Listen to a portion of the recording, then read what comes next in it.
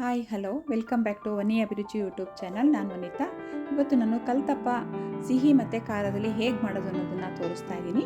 ಇದಕ್ಕೆ ತೆಂಗಿನಕಾಯಿ ಬೇಕಾಗುತ್ತೆ, ಹಾಗೆಯೇ ಬೆಲ್ಲ ಮತ್ತು ಈರುಳ್ಳಿ ಬೇಕಾಗುತ್ತೆ. ನೋಡ್ಕೊಳ್ಳಿ, ನಾನು 2 ಪೀಸ್ ಬೆಲ್ಲ ತೊಗೊಂಡಿದ್ದೀನಿ, ಹಾಗೆಯೇ ತೆಂಗಿನಕಾಯಿ ಮತ್ತು ಈರುಳ್ಳಿ. ಇದು ನೆಂದಿರೋಂಥ ಅಕ್ಕಿ ಹಿಂದಿನ ದಿವಸ ನೆನೆಸಿದರೆ ತುಂಬ ಒಳ್ಳೆಯದು. ಅದನ್ನು ಕ್ಲೀನಾಗಿ ತೊಳೆದ್ಬಿಟ್ಟು ಈ ಥರ ಮಿಕ್ಸಿನಲ್ಲಿ ರುಬ್ಕೋಬೇಕಾಗುತ್ತೆ. ನಾನು 2 ಲೋಟದಷ್ಟು ಅಕ್ಕಿ ತೊಗೊಂಡಿದ್ದೆ. ಓಕೆ, ಇದರಲ್ಲಿ 2 ಲೋಟ ತೊಗೊಂಡಿದ್ದೀನಿ. ನಾನು 2 ಮಾಡ್ತಿರೋದ್ರಿಂದ, ಸಿಹಿ ಮತ್ತು ಖಾರ ಮಾಡ್ತಿರೋದ್ರಿಂದ 2 ಲೋಟ ತೊಗೊಂಡಿದ್ದೀನಿ. ಸ್ವಲ್ಪ 1 ಹಿಡಿಯಷ್ಟು ಅನ್ನ ಹಾಕ್ಕೊಳ್ಳಿ. ಅನ್ನ ಹಾಕ್ಕೊಂಡು ರುಬ್ಕೊಂಡ್ರು ಕೂಡ ತುಂಬ ಚೆನ್ನಾಗಿರುತ್ತೆ. ಇವಾಗ ನಾವು ಕಟ್ ಮಾಡಿದ್ದೀವಲ್ಲ ತೆಂಗಿನಕಾಯಿ, ಅದನ್ನು ಅರ್ಧ ಭಾಗದಷ್ಟು ಹಾಕ್ಕೊಳ್ಳೋಣ.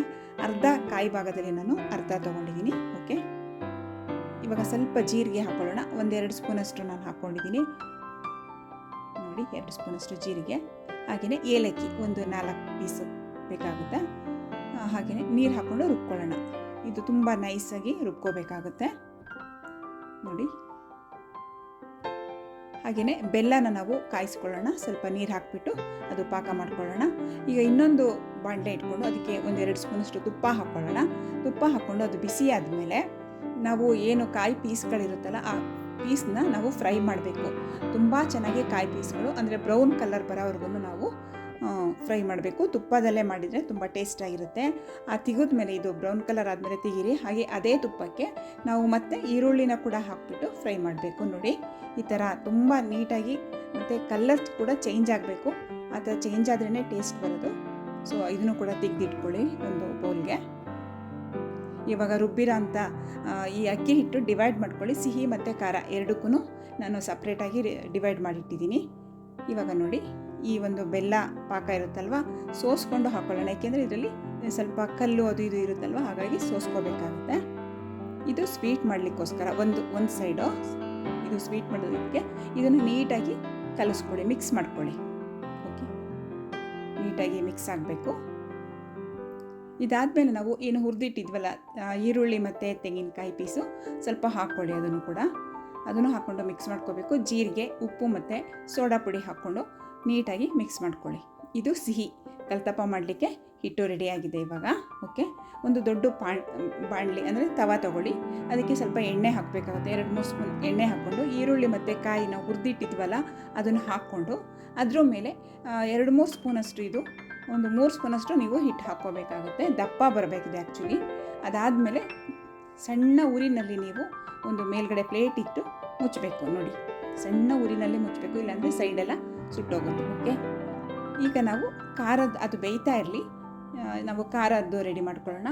ಈರುಳ್ಳಿ, ಕೊತ್ತಂಬರಿ ಸೊಪ್ಪು, ಹಾಗೆ ಹಸಿಮೆಣಸಿನ್ಕಾಯಿ ಹಾಕ್ಕೊಂಡು ಈ ಒಂದು ಹಿಟ್ಟಿಗೆ ಸ್ವಲ್ಪ ಜೀರಿಗೆ, ಉಪ್ಪು ಮತ್ತು ಸೋಡಾ ಪುಡಿ ಹಾಕ್ಕೊಂಡಿದ್ದೀವಿ. ಇದನ್ನು ಕೂಡ ಇವಾಗ ಮಿಕ್ಸ್ ಮಾಡ್ಕೊಳ್ಳೋಣ. ಇದಕ್ಕೆ ನಾವು ಅದೇ ಮಾಮೂಲಿ ತೆಂಗಿನಕಾಯಿ ಚೂರು, ಹಾಗೆಯೇ ಈರುಳ್ಳಿ ಫ್ರೈ ಆಗಿತ್ತಲ್ಲ ಅದನ್ನು ಕೂಡ ಹಾಕ್ಕೊಂಡು ಮಿಕ್ಸ್ ಮಾಡ್ಕೊಳ್ಳೋಣ. ಓಕೆ, ನೋಡಿ, ನೀಟಾಗಿ ಮಿಕ್ಸ್ ಮಾಡ್ಕೊಳ್ಳಿ. ಇವಾಗ ನಾವು ಬೆಂದಿದೆಯಾ ಅಂತ ನೋಡೋಣ. ಸಿಹಿ ಕಲ್ತಪ್ಪ ನೋಡಿ, ಇದು ಇಲ್ಲ ಚಾಕುನಲ್ಲಿ ನೋಡಿದರೆ ಗೊತ್ತಾಗುತ್ತೆ ಬೆಂದಿಲ್ಲ, ಇನ್ನು ಸ್ವಲ್ಪ ಬೇಯಬೇಕು. ತಳ ಎಲ್ಲ ಹೊತ್ತುತ್ತೆ ಇದು.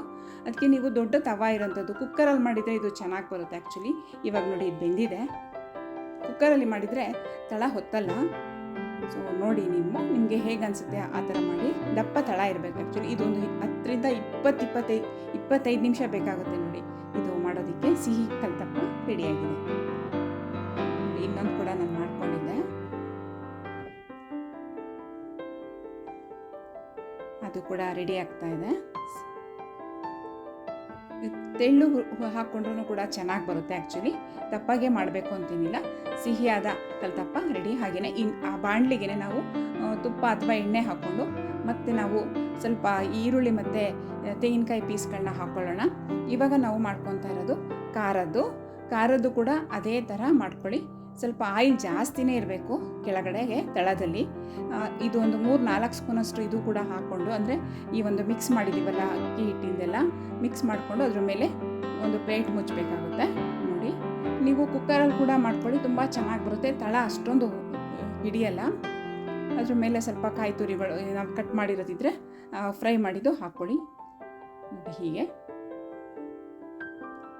ಚಿಕ್ಕ ಚಿಕ್ಕದು ನಾನು ಒಂದು ಬೌಲಲ್ಲಿ ಕೂಡ ಮಾಡಿದ್ದೆ, ಅದು ಕೂಡ ತುಂಬ ಚೆನ್ನಾಗಿ ಬಂದಿದೆ. ಇದು ಖಾರದ್ದು ನಾನು ಮಾಡಿದ್ದು ಬೌಲಲ್ಲಿ ನೋಡಿ, ಹೀಗೆ ನಾನ್ ಸ್ಟಿಕ್ಕಿಂದಲ್ಲಿ ಮಾಡಿದ್ರೂ ಕೂಡ ಚೆನ್ನಾಗಿ ಬರುತ್ತೆ. ಚಿಕ್ಕದಾಗಿ ಮಾಡಿದ್ರೂ ನೋಡಿ ತಳ ಏನು ಹೊತ್ತಲ್ಲ ಅದು ಕೂಡ, ಏಕೆಂದರೆ ನಾನ್ ಸ್ಟಿಕ್ಕಲ್ಲಿ ಸಾಮಾನ್ಯವಾಗಿ ತಳ ಹೊತ್ತಲ್ಲ ನೋಡಿ, ಹೀಗೆ ಚೆನ್ನಾಗಿ ಬಂದಿದೆ ಇದು ಕೂಡ.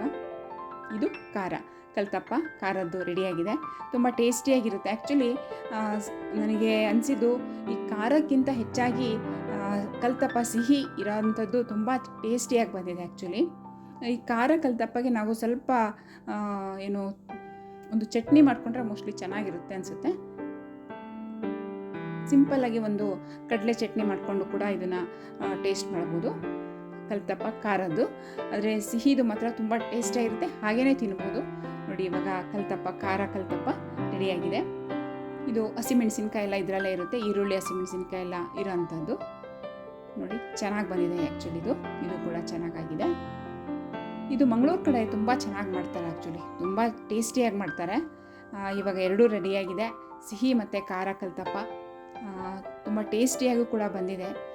ಮೇಲ್ಗಡೆ ನಾವು ನೋಡಿ ಒಂದು ಏನು ಕಾಯಿ, ತುಪ್ಪದಲ್ಲಿ ಹುರಿದಿರೋಂಥ ಕಾಯಿ, ಹಾಗೆಯೇ ಈರುಳ್ಳಿ, ಅದ್ರ ಫ್ಲೇವರೇ ತುಂಬ ಚೆನ್ನಾಗಿರುತ್ತೆ. ಮತ್ತು ಬಾಯಿಗಿಟ್ಕೊಂಡು ತಿಂದರೆ ಅದು ಅಷ್ಟು ಟೇಸ್ಟಿಯಾಗಿ ಬರುತ್ತೆ. ಆ್ಯಕ್ಚುಲಿ ತೆಂಗಿನಕಾಯಿ ಪೀಸ್ಗಳು ಮಧ್ಯೆ ಸಿಕ್ಕುತ್ತಲ್ವ, ತುಂಬ ಚೆನ್ನಾಗಿ ಬರುತ್ತೆ. ನಿಮಗೆ ದಪ್ಪ ತಳ ಇರೋಂಥ ಪಾತ್ರೆ ಆದರೆ ಇನ್ನೂ ಜಾಸ್ತಿನೇ ನೀವು ದಪ್ಪಾಗಿ ಚೆನ್ನಾಗಿ ಮಾಡ್ಕೋಬೋದು. ನಾನು ಸ್ವಲ್ಪ ಸಿಂಪಲ್ಲಾಗಿ ತುಂಬ ದಪ್ಪ ಬೇಡ ಅಂತ ಒಂದು 3-4 ಸ್ಪೂನ್ ಅಷ್ಟೇ ನಾನು ಹಾಕ್ಕೊಂಡು ಮಾಡಿರೋದು. ಇದು ಕೂಡ ಚೆನ್ನಾಗಿ ಬಂದಿದೆ. ಇದು ಕಲ್ತಪ್ಪ ನಾನು ಮಾಡಿರೋಂಥ ಈ ಒಂದು ರೆಸಿಪಿ ನಿಮ್ಮೆಲ್ಲರಿಗೂ ಇಷ್ಟ ಆದರೆ ಸಿಂಪಲ್ಲಾಗಿ ಬೆಳಗ್ಗೆ ಟೈಮಿಗೆ ಇದು ಮಾಡ್ಕೋಬೋದು, ಚೆನ್ನಾಗಿರುತ್ತೆ. ಆ್ಯಕ್ಚುಲಿ ಈಸಿಯಾಗಿ ಮಾಡ್ಕೋಬೋದು, ಸಿಹಿನೂ ಮಾಡ್ಕೋಬೋದು, ಖಾರನೂ ಮಾಡ್ಕೋಬೋದು. ಇದು ಮಾಡಿರೋಂಥದ್ದು ನಿಮ್ಗೆ ಇಷ್ಟ ಆಗಿದ್ರೆ ವನಿ ಅಭಿರುಚಿಗೆ ಲೈಕ್ ಮತ್ತು ಶೇರ್ ಮಾಡಿ. ಹಾಗೆ ಹೊಸದಾಗಿ ನೋಡ್ತಾ ಇರೋರು ಸಬ್ಸ್ಕ್ರೈಬ್ ಮಾಡೋದನ್ನು ಮರಿಬೇಡಿ ಫ್ರೆಂಡ್ಸ್. ಓಕೆ, ತುಂಬ ಚೆನ್ನಾಗಿ ಬಂದಿದೆ, ನೀವು ಮಾಡ್ಕೊಳ್ಳಿ. Okay, thank you.